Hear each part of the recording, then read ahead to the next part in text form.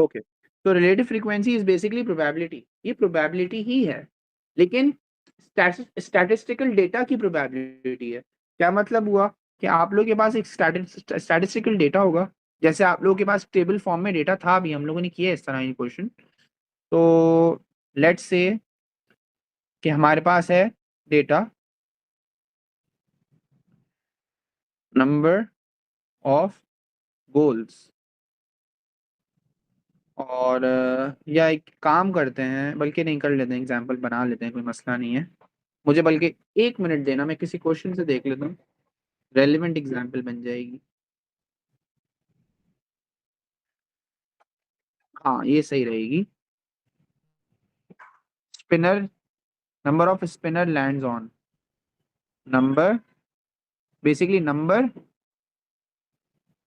Spinner lands on, और frequency. So 1, 2, 3, 4 and 5, ये respective numbers आपके स्पिनर पे होंगे या स्पिनर वहां पे लैंड करेगा। तो 1 पे 30 आने का ये मतलब है कि 30 दफा ये स्पिनर नंबर 1 पे लैंड हुआ है। समझो ऐसे 1 बना हुआ है, ऐसे 2 बना हुआ है, ऐसे 3 बना हुआ है, ऐसे 4 बना हुआ है, ऐसे 5। ये स्पिनर आया 1 पे आया, कितनी दफा आया? 30 टाइम्स आया। सही है, ये रिप्रेजेंटेशन है डेटा की। 2 पे कितनी दफा गिरा है? ये 25 लैंड किया है। 50 दफा 3 पे किया है, 55 दफा ये 4 पे किया है, 40 पे। अब मुझे देखना है कितना प्रोबेबिलिटी, कितना आप लोगों को स्टैटिस्टिक्स याद है, मुझे बताओ मोड क्या है। Mode 4 sir. जबरदस्त जबरदस्त जबरदस्त, चलो शाबाश। ये चीज तो नहीं नहीं नहीं, मैंने ऐसे ही आप लोगों से पूछा था कि मोड क्या है, और इसने बोला 4 है, बिल्कुल सही आंसर है। अब क्वेश्चन क्या है मैं बताता हूँ आप लोगों को। क्वेश्चन कह रहा है calculate the relative frequency that the spinner lands on 3। ये क्वेश्चन है, स्पिनर लैंड ऑन 3 की रिलेटिव फ्रीक्वेंसी क्या है। Basically in other words, what is the probability that the spinner is landing on 3? 50। तो 50 तो आउटकम है, फेवरेबल आउटकम है। Total outcome कितने हैं, टोटल ट्रायल्स कितने हैं, टोटल फ्रीक्वेंसी कितनी है? टोटल फ्रीक्वेंसी सर ऐड करके बतानी है। बिल्कुल ऐड करेंगे, करो ऐड।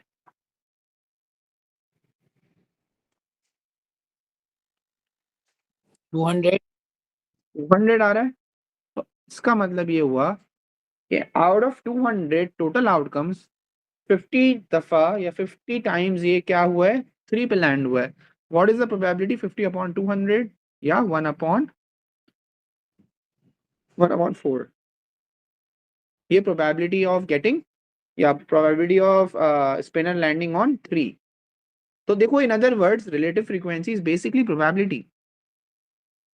ऐसा ही है ना, मुश्किल तो नहीं है। जी सर। अब ये क्यों किया जा रहा है, इसको क्यों अलग नाम दिया जा रहा है? रिलेट जी रिपीट करो, क्या कह रही हो बेटा? हाँ, डायरेक्टली पूछेगा कि what is the relative frequency that the spinner is landing on 3। बिल्कुल डायरेक्ट, यही मैं पास पेपर का क्वेश्चन ही उठाया मैंने एग्जांपल के लिए। अब क्वेश्चन ये है कि ये क्यों करवाया जा रहा है। हम जब प्रोबेबिलिटी के नाम से ही पढ़ रहे हैं तो हम ये क्यों कर रहे हैं? बेसिकली स्टैटिस्टिकल डेटा में हम लोग फ्रीक्वेंसी से डील करते हैं, और फर्दर एस्टिमेशन निकालना होता है स्टैटिस्टिकल डेटा में। एक बेसिकली एक फ्यूचर निकालना होता है, या आप यूं कह सकते हो कि एक एस्टिमेशन निकालना होता है। लेट्स से मेरा स्पिनर बार बार 4 पे गिर रहा है, एक एनोमलस डेटा है। फॉर एग्जांपल बहुत सारे एक स्टैटिस्टिकल डेटा में एनोमलस डेटा है कि मेरा स्पिनर बहुत कम जो है वो 1 2 3 पे गिर रहा है, 4 पे भी, और 5 पे नहीं सॉरी 4 पे बहुत ज्यादा दफा गिर रहा है, 5 पे भी कम गिर रहा है। ऐसी एग्जाम्पल लेते हैं। अपार्ट फ्रॉम दिस एग्जाम्पल, मैं ये कहना चाह रहा हूँ 1 2 3 4 में से और 5 में से ये एक पे जो है ये 15 दफा गिरा है, 2 पे ये जो है 12 दफा गिरा है, 3 पे ये 9 दफा गिरा है, 5 पे ये 17 दफा गिरा है, लेकिन 4 पे ये ना 85 टाइम्स गिरा है। आप बोलोगे सर ये तो अनफेयर है, यस और नो? ये तो अनफेयर है। क्यों? अगर हम लोग इतने सारे ट्राई कर रहे हैं for the dice or for the spinner to be fair, हमारा एवरेज सबका लगभग करीब करीब होना चाहिए, लेकिन ये 4 पे बहुत ज्यादा गिरा है। हो सकता है ये खराब हो, ये स्पिनर खराब हो और इसी वजह से इसका 4 की तरफ झुकना ज्यादा हो रहा हो या 4 की तरफ लैंडिंग ज्यादा हो रही हो, दैट इज वाई आपका बार बार 4 आ रहा हो। तो दिस इज स्टैटिस्टिकल रीजनिंग। समझ रहे हो मैं क्या कहना चाह रहा हूँ? जी sir. Fatima Abdullah, yes sir. ठीक है। तो एक ये इस तरह की कोई रीजनिंग आ सकती है इस क्वेश्चन में, ये अब आना शुरू होगी, रीजनिंग का सिलेबस में अब डला है इस तरीके से। अच्छा, और ये भी हो सकता है कि ये आपसे पूछे एस्टिमेशन। तो अगर आपने प्रोबेबिलिटी निकाल ली है, पॉसिबिलिटी निकाल ली है, पॉसिबल आउटकम्स निकाल लिए हैं टोटल आउटकम से, तो आप एस्टिमेट भी कर सकते हो। Now they are saying that Mariam spins the spinner 20 times. इन्होंने कितनी दफा किया था? 200 टाइम्स। मरियम सिर्फ 20 टाइम्स कर रही है। How many times would you expect, ये भी लिख देता हूं मैं, पूरा क्वेश्चन ही लिख देता हूं कि Mariam spins the spinner 20 times. वो 200 टाइम्स कर रहे थे टेबल में जो था, मरियम 20 टाइम्स कर रही है सिर्फ। How many times would you expect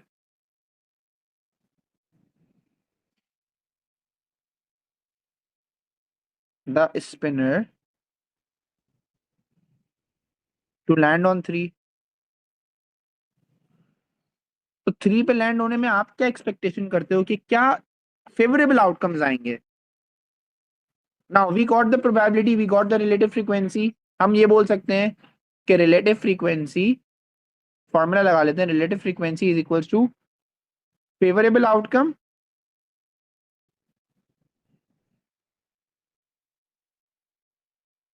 upon total outcome.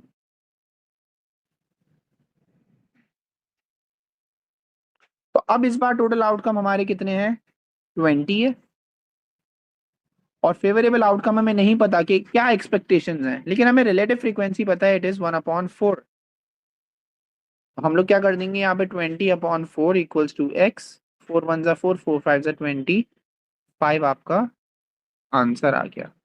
Sir ये और रिलेटिव एक तरीके से हाँ, एक तरीके से हाँ, लेकिन इसमें आपका एक तरीके से रेशियो बन रहा है। It's more like ratio, not frequency density. सही है, उसमें क्लास फिट होती है ना, तो वो क्लास फिट से रिलेट करता है, इसमें टोटल आउटकम से रिलेट कर रहा है। ऑल्सो इसको एक और तरीके से भी किया जा सकता है कि अगर 200 में रिजल्ट 50 दफा आ रहा है, देखो आप लोग, 200 में 3 कितनी दफा आ रहा है? 50 दफा आ रहा है, तो 20 में कितनी दफा आएगा? Cross multiply, get the answer. या देखो यहाँ भी क्रॉस मल्टीप्लिकेशन कितनी काम आ रही है।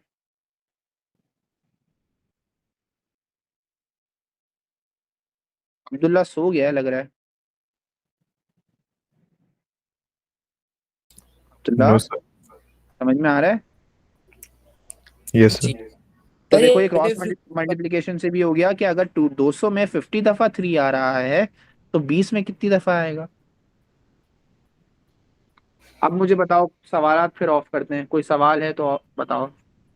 जी सर। जी थोड़ा बोलो। सा ऊपर करिएगा सर। जी जी सर ये रिलेटिव फ्रीक्वेंसी हमें कैसे पता चला 1/4 है? बेटा, out of 200, 50 times spinner is landing on 3, that is by 50/200। Okay सही है सर, समझिए। सही है। Fatima Abdullah, any question? Sir फिलहाल ठीक तो है, फिर आप लोगों को, हाँ क्या कह रहे हो बेटा? सर फिलहाल नहीं है। फिलहाल नहीं है, चलो गुड गुड जॉब। आप लोग का टास्क ये है, प्रोबेबिलिटी खत्म करो, प्रोबेबिलिटी का ये वाला पार्ट खत्म करो P1 का। P2 के क्वेश्चंस मैं नेक्स्ट क्लास में स्टार्ट कराऊंगा। P2 के क्वेश्चंस में कोई नया कॉन्सेप्ट नहीं है सिवाय एटलीस्ट के कॉन्सेप्ट में, एटलीस्ट का कॉन्सेप्ट कराऊंगा, बाकी सब रिपीटेड है। वाइंड अप करो प्रोबेबिलिटी को। आई होप आप लोगों को ये समझ में आया होगा और इंटरेस्टिंग भी लगा होगा ये चैप्टर। सही है, अच्छा जी लगा ये सर। चैप्टर, बताओ। कंफ्यूजिंग होगा, आप क्वेश्चंस करते रहोगे ना, बहुत अच्छा हो जाएगा, ये आप लोग के फिंगर टिप्स में आ जाएगा। ठीक है, गुड लक, मिलते हैं इंशाल्लाह नेक्स्ट क्लास में। अल्लाह हाफिज। हाफिज। अल्लाह हाफिज सर।